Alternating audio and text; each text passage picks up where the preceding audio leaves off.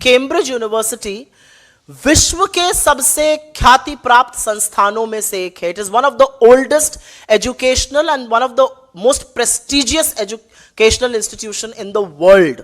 वहां से आइंस्टाइन या नेहरू नहीं, खुद राहुल गांधी जी भी पढ़े हैं। हमारे लिए बड़े फक्र की बात है कि हमारे नेता को वहां पर लेक्चर देने के लिए कैम्ब्रिज यूनिवर्सिटी आमंत्रित करती है। उनके साथ उनका सालाना अनुबंध है और वो हर साल जाकर वहां पर लेक्चर देते हैं। हमारे लिए बहुत गर्व की बात है कि हमारे नेता ऐसे प्रेस्टिजियस यूनिवर्सिटी पर जाकर छात्रों से listening in the 21st century, जैसे उन्होंने पिछली बात करी थी, देश और दुनिया की परिस्थिति पर चर्चा करने की कुवत रखते हैं और ऐसी प्रेस्टिजियस यूनिवर्सिटी उनको बुलाती है। 8 महीने पहले ही यह तय हो गया था कि उनको इन 2 दिनों वहां रहना होगा। मेरे लिए ज्यादा दिक्कत की बात यहां पर यह है कि ये जो सर्वे आया है ये एनएसएसओ की रिपोर्ट पर आया है। एनएसएसओ की रिपोर्ट पर नीति निर्माण होता है। जो नेशनल सैंपल सर्वे ऑफिस है उसकी रिपोर्ट पर नीति निर्माण होता है। अगर एनएसएसओ कहता है कि 5% लोग ही गरीब हैं, तो सरकार के जो सार्वजनिक सुरक्षा के जो वेलफेयर स्कीम्स होती हैं वो सारे कार्यक्रम ही बदल जाते हैं। तो मेरे लिए ज्यादा दिक्कत की बात है कि एनएसएसओ के सर्वे का गलत इस्तेमाल करके गलत तरीके से उसको प्रस्तुत किया जा रहा है। और जहां तक क्रेडिबिलिटी की बात है, हमारी सरकार में एक भी आर्थिक आंकड़ा ऐसा नहीं था जिसकी पुष्टि थर्ड पार्टी ने नहीं करी थी। जब हमने कहा कि हमने 27 करोड़ लोगों को गरीबी की सीमा रेखा से निकाला यूपीए के शासनकाल के दौरान, तो इसकी पुष्टि थर्ड पार्टी ने, वर्ल्ड बैंक और आईएमएफ ने की। इन खर्रों की पुष्टि कौन कर रहा है? खुद अपने मुंह मियां मिट्ठू बनकर आपस में मंत्री और नीति आयोग के सीईओ। एक भी जो विश्वसनीय एजेंसीज हैं क्या इन आंकड़ों की पुष्टि कर रही हैं? विश्वसनीय एजेंसीज वाइडनिंग गैप, इस आईएमएफ को कोट करने में थकते नहीं है मोदी जी के मंत्री लोग। वो क्या कहता है आईएमएफ कि आपके यहां जो बढ़ती हुई निरंतर आर्थिक असमानता है, जो गरीबी है, वो दिक्कत की चीज है। तो मेरा अपना मानना है कि आर्थिक आंकड़ों के साथ खिलवाड़ करके, जालसाजी करके, उसके साथ करतब करके आपको हासिल कुछ नहीं होगा। 2 घंटे का टीवी डिबेट पर चरण वंदन हो जाएगा, 2-4 मियां मिट्ठू ताली बजा लेंगे, पीठ ठोक लेंगे, प्रधानमंत्री वही झूठ जाकर इलेक्शन की रैलीज में, टेलीविजन के कार्यक्रमों में रिपीट करेंगे और जो समझते हैं इन चीजों को वो हंसेंगे आप पर। लेकिन सबसे ज्यादा आप पर वो गरीब हंस रहा है जिसकी जिंदगी आपने बदतर कर दी है। मैंने 3 लोगों की यहां पर बात करी, चाहे वो रमेश बिंद हो, चाहे वो ब्रजेश पाल हो, चाहे वो आगरा का तरुण हो, जिन्होंने आर्थिक तंगी के कारण पिछले 1-1.5 महीने में अपनी जान दे दी। आपके ऊपर हंस नहीं रहे वो लोग जो कि अपनी आत्महत्या कर रहे हैं। आज 1 घंटे में 2 किसान आत्महत्या करता है, रोजाना 40 नौजवान आत्महत्या कर रहे हैं बेरोजगारी के चलते। 2022 में यह सरकार का आंकड़ा है, 7,000 लोगों ने खुदकुशी कर ली। ये लोग आपके ऊपर हंस नहीं रहे। विडंबना है कि ये लोग मजबूर हैं आत्महत्या करने को और आप चकाचौंध को दिखाने में अपनी पीठ ठोकने से बाज नहीं आ रहे हैं।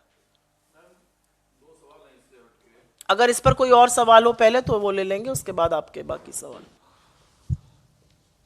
जी, राहुल जी जहां से शिक्षा दीक्षा लिए हैं, हेलो, कैम्ब्रिज से दो इम्पोर्टेंट लेक्चर उन्हें वहां देने हैं।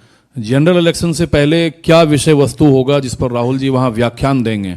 दूसरा सवाल यह है कि सीपीआईएम के विनय विश्वान ने सवाल उठाया है कि राहुल जी को हिंदी हार्टलैंड से चुनाव लड़ना चाहिए, केरला के वायनाड से नहीं, जहां के 20 सीटों में से एक भी भाजपा जीत नहीं सकती है, वहां राहुल गांधी क्यों चुनाव लड़ने आ रहे हैं? सबसे पहले मैं, आपने कैम्ब्रिज पर सवाल पूछा, उसका जरूर जवाब दूंगी। कैम्ब्रिज यूनिवर्सिटी विश्व के सबसे ख्याति प्राप्त संस्थानों में से एक है। It is one of the oldest educational and one of the most prestigious educational institution in the world. वहां से आइंस्टाइन या नेहरू नहीं, खुद राहुल गांधी जी भी पढ़े हैं। हमारे लिए बड़े फक्र की बात है कि हमारे नेता को वहां पर लेक्चर देने के लिए कैम्ब्रिज यूनिवर्सिटी आमंत्रित करती है। उनके साथ उनका सालाना अनुबंध है और वो हर साल जाकर वहां पर लेक्चर देते हैं। हमारे लिए बहुत गर्व की बात है कि हमारे नेता ऐसे प्रेस्टिजियस यूनिवर्सिटी पर जाकर छात्रों से listening in the 21st century, जैसे उन्होंने पिछली बात करी थी, देश और दुनिया की परिस्थिति पर चर्चा करने की कुवत रखते हैं और ऐसी प्रेस्टिजियस यूनिवर्सिटी उनको बुलाती है। 8 महीने पहले ही यह तय हो गया था कि उनको इन 2 दिनों वहां रहना होगा। अब बात आई आपके सवाल की वायनाड पर। राहुल गांधी जी एक ऐसे शख्स हैं जो विंध्याचल की पर्वतों के दक्षिण और उत्तर कहीं भी चुनाव लड़कर जीत सकते हैं। ऐसी हिम्मत एक बार इस देश का प्रधानमंत्री भी करके दिखाया। जी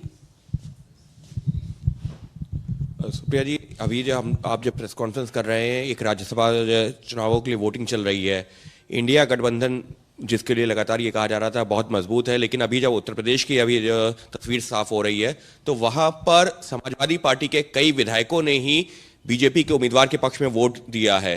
तो इसको कैसे देखते हैं कि जहां पर जो है जो लगातार इंडिया गठबंधन के दल हैं उनमें ही टूट देखने को मिल रही है और वो बीजेपी की तरफ जाते जा रहे हैं, और उसमें से 2 विधायक तो अमेठी सीट से आते हैं। दुखद है, और दुखद इसलिए है क्योंकि पैसे का क्या प्रलोभन है मुझे नहीं पता, एजेंसीज का क्या दबाव है, किस तरह का प्रेशर इन लोगों पर बन रहा है मुझे नहीं पता। मुझे लगता है इसकी समीक्षा हमारा घटक दल खुद करेगा तो अच्छा रहेगा, मैं उन पर टिप्पणी नहीं करना चाहती हूं। लेकिन दुखद है ये स्थिति। अगर आप इस सरकार के खिलाफ लड़ेंगे तो आप पर हर तरह का दबाव बनाया जाएगा, और वो सार्वजनिक रूप से दबाव आप लोगों को मुझसे ज्यादा पता है, उसका मैं उल्लेख बार बार नहीं करूंगी। लेकिन मेरा अपना मानना है कि जो इस सरकार से लड़ेगा उस पर हर तरह का दबाव बनेगा, और ये जीत के लिए कुछ भी करने को तैयार है। इतना डंका लोकतंत्र का मोदी जी ने दुनिया में पिटवा दिया कि अनिल मसीह का मसीहा बन के खड़े थे। 36 वोटों में धांधली कैमरे पर पकड़ी गई, सुप्रीम कोर्ट को बोलना पड़ा। मुंह पर कालिक पुती है इस देश के लोकतंत्र की जो बीजेपी ने करके दिखाया है चंडीगढ़ पर।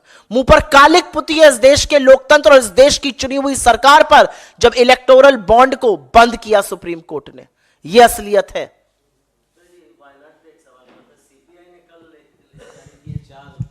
कैंडिडेट्स की उसमें वायनाड भी शामिल है। पिछली बार भी सीपीआई के कैंडिडेट्स खड़े थे, लेकिन इस बार इंडिया गठबंधन था। तो क्या आप लोगों के बीच ये सहमति होकर ये सीपीआई ने जारी की है कि आपसे कंसल्ट किया गया? मुझे इस बारे में जानकारी नहीं है, लेकिन मेरा अपना मानना है कि चुनाव लड़ना एक स्वाभाविक प्रक्रिया है। जितना मूल अधिकार चुनाव में वोट देना है उतना मूल अधिकार चुनाव लड़ना है। कोई लड़ना चाहे लड़े, लेकिन राहुल जी की जो लोकप्रियता है उसके चलते कोई वहां से क्यों लड़ना चाहेगा, ये अपने आप में एक सवाल है। Will contest from there. Why not? I said what I did.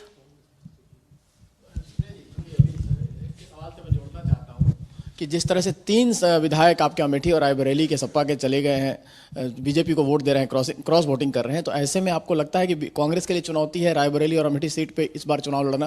क्योंकि 3 पहले सपा का समर्थन आपको मिलता रहा है अक्सर, इसलिए कह रहा हूँ।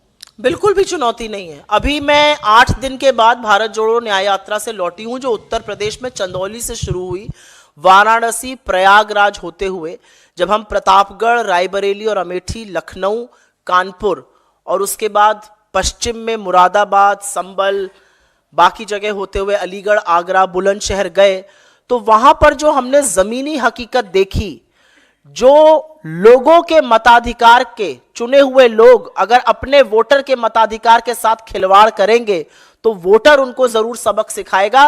वोटर ने मन बना लिया है। जो असीम जन समूह वहां पर उमड़ा, जिस तरह का प्यार और जिस तरह का समर्थन राहुल जी को मिला, जब सपा के राष्ट्रीय अध्यक्ष हमारे साथ आगरा में शामिल हुए, तो जिस तरह का अपार जन सैलाब था वो खुद दिखाता है कि कितना लोकप्रिय हमारा गठबंधन है और किस तरह से बीजेपी थर्राई हुई है। चुने हुए प्रतिनिधि अंततोगत्वा अपने वोटर के पास ही जाएंगे और ये वोटर उनको सबक सिखाएगा। Welcome to K-Mall, a premium project by Kaleen Group. K-Mall is in the heart of Kolkata's electronic, garment and lifestyle hub, Khidirpur. K-Mall, which is designed as a world-class mall, is the outcome of endless effort of our experts, combined with modern superb techniques and new age design. Book now